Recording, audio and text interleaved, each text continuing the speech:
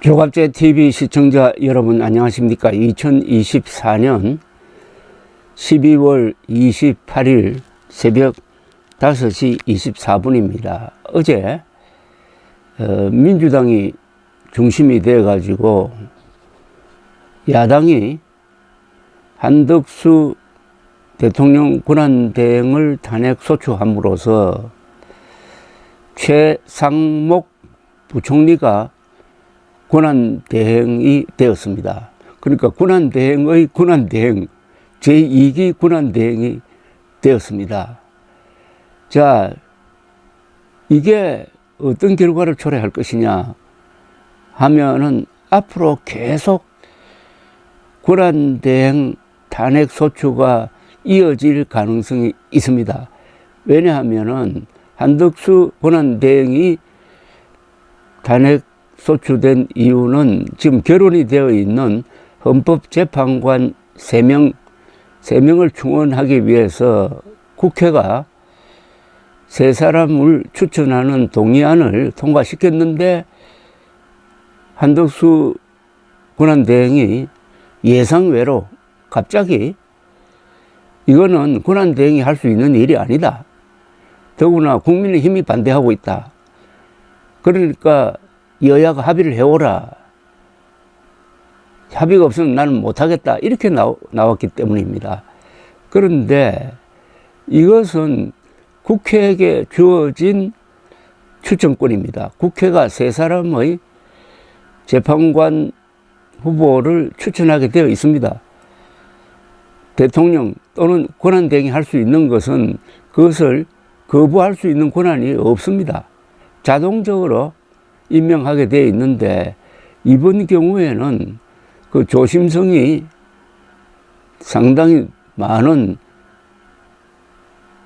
한덕수 씨가 갑자기 강경한 자세를 취하는 것이 참 이상하다, 미스터리다 하는 이야기가 지금부터 많이 나오고 있습니다. 이 문제에 대해서 양비론으로 접근하는 경우가 현재는 많아요. 한덕수 권한대행도 잘못되었지만은 탄핵을 남발해온 민주당도 잘못이다가 많은데 보수 진영에서 아니다, 한덕수 권한대행이 더 잘못했다 라는 쪽으로 입장을 밝히는 사람들도 나타나고 있습니다. 대표적인 두 견해를 제가 소개를 해드리려고 합니다. 최보식의 언론의 최보식 기자입니다. 최보식 기자는 조선일보 고참 기자 출신인데 자신이 운영하는 최보식의 언론에 이런 제목의 글을 어제 바로 올렸습니다. 민주당의 무도함도 꼴보기가 싫지만은 한덕수의 무책임은 더 문제다. 이렇게 이야기를 합니다. 한덕수 탄핵으로 이제 대통령 권한대행이 국정을 맡게 되었다. 정부 조직법에 따라 최상목 경제부총리가 대통령 권한대행을 맡게 되었다. 이 같은 초유의 상황을 만든 것은 탄핵에 중독된 민주당의 문제도 있지만 나는 한덕수 권한대행의 문제가 더 있다고 본다. 민주당의 무도함보다 한덕수의 국정에 대한 무책임이 더 크게 보인다는 뜻이다. 무책임이라고 했어요. 한덕수 탄핵을 격발시킨 것은 한덕수 대행이 여야가 합의안을 제출할 때까지 공석이 된 헌법재판관 3명의 임명을 보류하겠다고 밝혔기 때문이다. 한 대행은 헌법기관 임명을 포함한 대통령의 중대한 고유 권한 행사는 자제하라는 것이 우리 헌법과 법률에 담긴 일관된 정신이라고 설명했다. 하지만 비상계엄과 탄핵 전국에서 난리가 난 나라에서 대통령 권한대행에게 가장 요구되는 것은 헌정수호이다. 다시 말해 헌법기관의 정상화다. 공석이 된 헌법재판관 3명에 대한 임명 동의안은 국회를 통과했다. 이들 3명의 헌법재판관은 국회 추천 몫이다. 그렇다면 한 대행은 임명 보류할 것이 아니라 국회의 뜻을 받아들이는 것이 옳았다. 결월이 된 헌법재판관의 임명 없이 4월 18일이 지나 또다시 재판관 2명이 퇴임하면 헌법재판소는 재판관 4인 체제로 완전 마비된다. 한군안 대행이 헌법재판관을 임명하지 않겠다는 것은 헌정수호 잣대에서 맞지 않은 것이다. 국힘당은 탄핵당한 한군안 대행이 탄핵 효력 정지 가처분이나 군안쟁의 심판을 할 것이라고 했다. 이런 혼란이야말로 한밤중 2시간 반의 계엄 조치 이상으로 국가를 무정부 상태 혹은 내란 상태로 만든다. 한군안 대행은 자신이 탄핵됐을 때 초래될 대혼란을 예측했음에도 헌법재판관 임명권으로 탄핵할 테면 하라는 식으로 나온 것이다.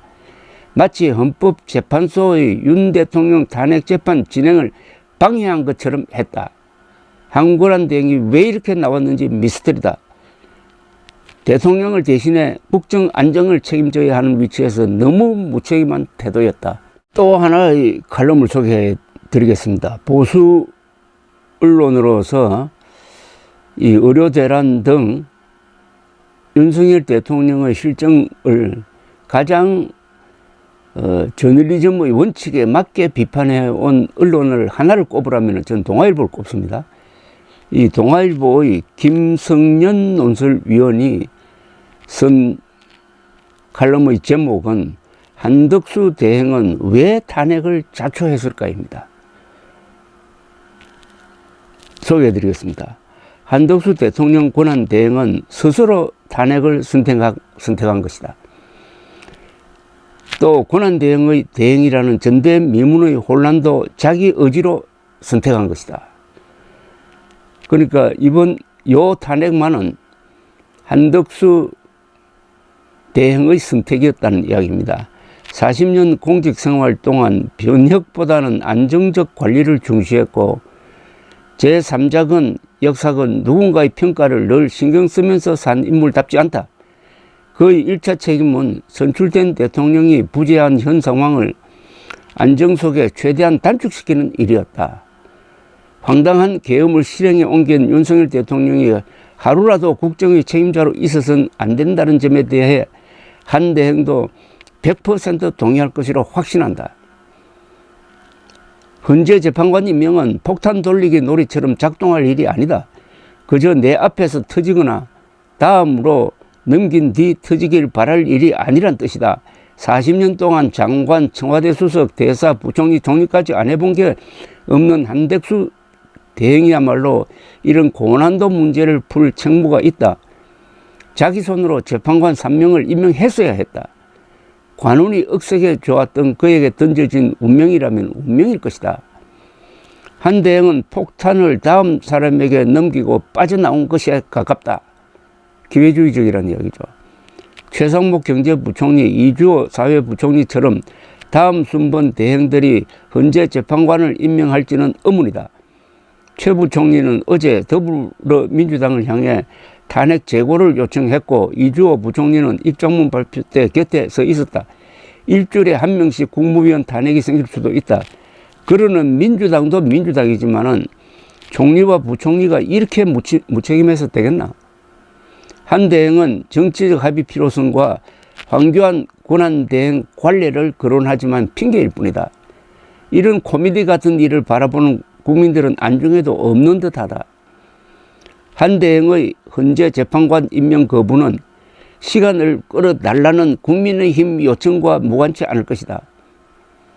이재명 민주당 대표도 이런저런 이유로 재판을 지연시켜가며 승승장구했고 조국 전 대표도 총선 2개월 전 내려진 2심 실형 선고 때 구속을 미뤄준 덕분에 국회의원이 됐다. 이러니 탄핵 심리를 몇 개월이라도 지연시키는 게 대단한 불의가 아니라는 국민의힘 논리에 한 대행이 수긍했는지는 모르겠다.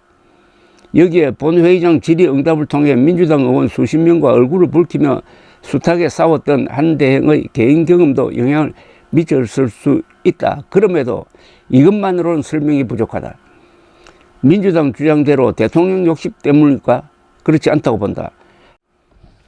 무리수를 두어서라도 후보에 도전하는 것이 의미 있는 것은 혹시 있을지 모를 조기 대선은 어렵더라도 5년 뒤 대선을 기약할 때라야 의미가 있다.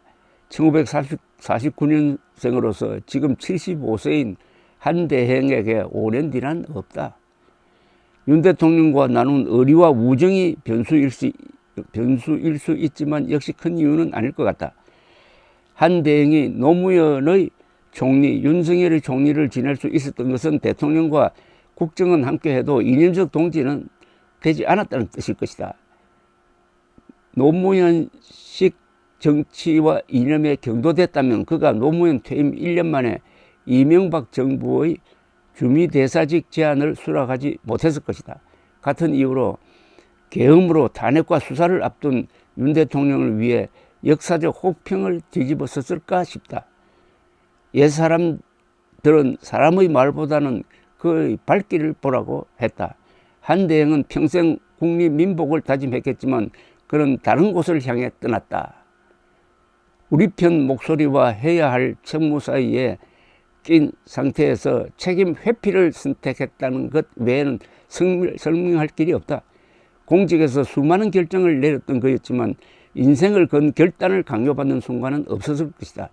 그의 화려한 공직 경력이 폭탄을 다음 국무위원에게 넘긴 마지막 한 컷 때문에 빗바라게 됐다. 아주 가혹한 평가입니다. 한마디로 말하면 비겁하다는 겁니다. 기회주의라는 겁니다. 자신 더 이상 욕 안 먹기 위해서 헌법재판소 정상화를 포기했는데 문제는 다음에 나타날 권한대행에게까지 헌법재판관 임명을 못하도록 족쇄를 채워놓고 가버렸다. 연속되는 국정마비의 책임을 져야 된다는 논조입니다. 한덕수 권한대행이 여당이 반대하는데도 그러나 국회를 통과한 겁니다. 여당이 반대하는데도 헌법재판관 3명을 임명하는 것은 월권이다. 권한대행도 그건 할 수 없다라고 이야기했습니다. 이거는 중대한 헌법 해석의 잘못입니다. 권한대행이 뭘 해서는 안 된다는 것은 헌법에도 없고 법률에도 없습니다. 오로지 권한대행은 국가 원수를 대행하는 사람으로서 국정에 공백이 없도록 만들 책임이 있습니다. 그리고 헌법재판관 3명은 이미 국회를 통과했습니다. 이건 또 국회 몫이었습니다. 이 세 사람이 추천된 것은 여야 합의로 추천된 겁니다. 그러나 상황이 바뀌니까 국민의힘이 헌법재판소가 지금 6명, 재판관 6명으로 파행되고 있으니까 이 상태를 늦춰가지고 윤석열 대통령 파면 결정을 늦게 나오도록 한다든지 아니면 아예 파면 결정이 안 나오고 기각되도록 해가지고 윤석열 대통령이 현직으로 돌아오도록 만든다든지 하는 이런 계산을 가지고 한덕수 권한대행에게 임명해서는 안 된다는 압박을 넣은 다음부터 한 대행의 태도가 바뀌었다는 이야기입니다. 그렇다면은 첫째는 더 이상 나는 욕을 먹지 않겠다. 내가 헌법재판소를 정상화시켜가지고 탄핵심리가 정상화되어가지고 그 결과로서 윤석열 대통령이 파면되었다 하는 욕을 먹지 않겠다는 계산 하나. 그리고 국민의힘으로부터 여당이었던 국민의힘으로부터 비판을 받지 않겠다는 것. 요게 한덕수 대행의 헌법재판관 임명 거부 선언의 이유였다는 이야기를 김성년 위원이 하고 있는데 자, 문제는 자신이 다음 대행에게까지 임명하지 말라는 지침을 주었다는 겁니다. 다음 대행에게까지. 그럼 최상목 권한대행도 헌법재판관 3명을 임명하지 않는다면 또 탄핵에 나설 겁니다. 그럼 이건 완전히 국정마비가 장기화되는 거죠. 물론 민주당이 여기서 탄핵 드라이브를 멈추고 국민의힘과 협상을 해야 되는 게 맞습니다. 그러나 국민의힘이 이 협상에 응할 가능성이 매우 낮다고 봅니다. 그러니까 국민의힘이 협상에 응하지 않으면 계속 권한대행 탄핵이 계속되고, 그럼 국무회의를 소집할 수도 없게 되고, 그럼 완전히 국정이 마비돼 버립니다. 이런 큰 나라에 국가를 책임지고 운영할 기구가 없어진다는 것은 가공할 사태입니다. 특히 국군 통수권을 누가 행사합니까? 이때 김정은이가 쳐들어오면은 누가 누구를 지휘하게 되는 겁니까? 군대가 무력화된다는 이야기입니다. 한마디로 말하면은. 그렇다면은 한덕수 권한대행의 선택은 세 사람을 임명하는 것이었습니다. 임명하는 것이었어요. 그런데 지금 국민의힘은 아직도 윤석열 내란 수괴 혐의의 지금 조사를 받고 있는 윤석열과 계속 가겠다는 것입니다. 제명을 할 생각도 하지 않습니다. 탈당 요구도 하지 않습니다. 그렇다면 윤석열을 끼고 계속 여당 행세를 한다? 윤석열 대통령이 기각되면은 다시 대통령으로 복귀한다? 윤석열 대통령은 그 전에 내란 수괴 혐의로 구속영장이 청구될 가능성도 있습니다. 이런 복잡한 상황을 만들어낸 것은 한덕수 권한대행이 자신이 할 수 있는 일을 하지 않았기 때문입니다. 그리고 다음 권한대행도 자신이 할 수 있는 일을 하지 못하게 못을 바꿔 나갔기 때문에 완전히 국정 공백의 대못을 박아버리고 나갔다.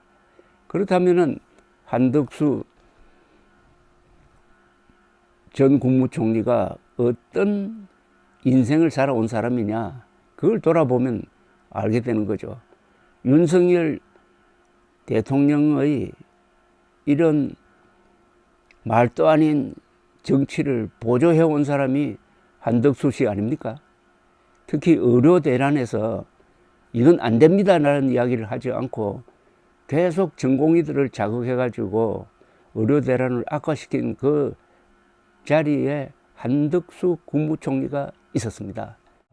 그렇다고 해가지고 민주당이 잘했다는 것도 아니고, 이렇게 되면은 민주당, 국민의힘이 일단 세 사람의 헌법재판관 임명 문제를 가지고 협상을 해야 됩니다.